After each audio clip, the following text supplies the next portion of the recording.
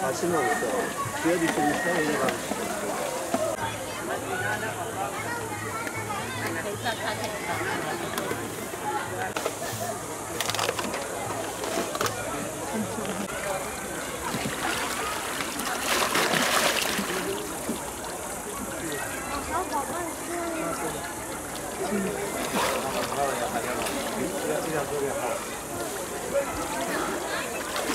Şimdi çöpleri toplamayın, böyle kalsın, sonra çekeceğiz, tamam mı?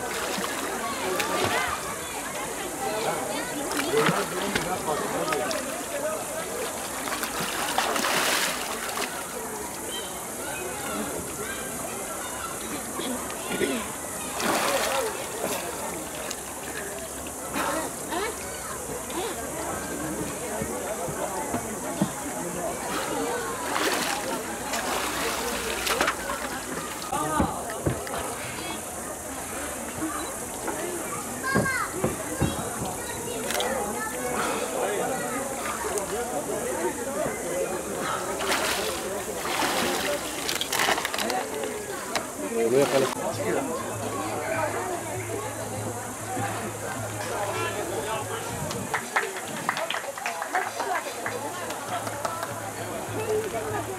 Ben tır şoförüyüm normalde. Ama buraya Antalya'dan geldik. Su altındaki metal atıkları ve çöpleri çıkartıyorum. Bayram nedeniyle buraya bir ziyarete geldik. Nusaybin ve Midyat arasında Beyaz Su olarak bilinen güzel bir akarsuya geldik.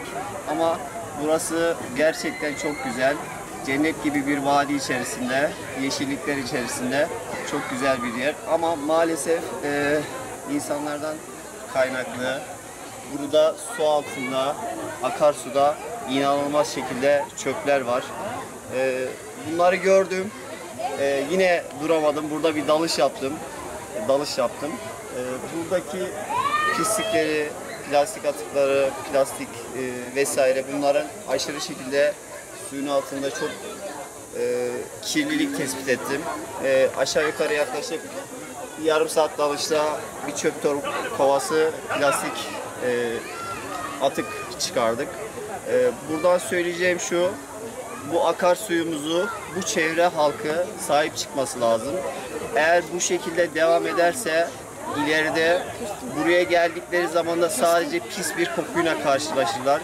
Buradaki pisliği, yani buraya gelip de buradaki suya sahip çıkmaları gerekiyor. Bilinçli olarak hiçbir şekilde plastik atık vesaire, bebek bezi, oydu buydu hiçbir şekilde atık atmamaları gerekiyor. Bu vadi gerçekten çok güzel bir yer. Buraya sahip çıkılması lazım. Buradaki alanlara, çoğu yerlerde işletme alanlarına suya kesinlikle bir şey atılmaması konusunda yazılar yazılması gerekiyor. Bu vadiye sahip çıkılması gerekiyor. Buradan herkesi duyarlı olmaya çağırıyorum. Bütün herkese diyeceğim tek bir şu: lütfen kendinize bir iyilik yapın, suya bir şey atmayın.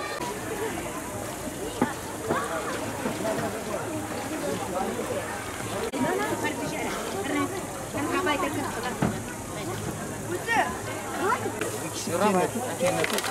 Kendine tut.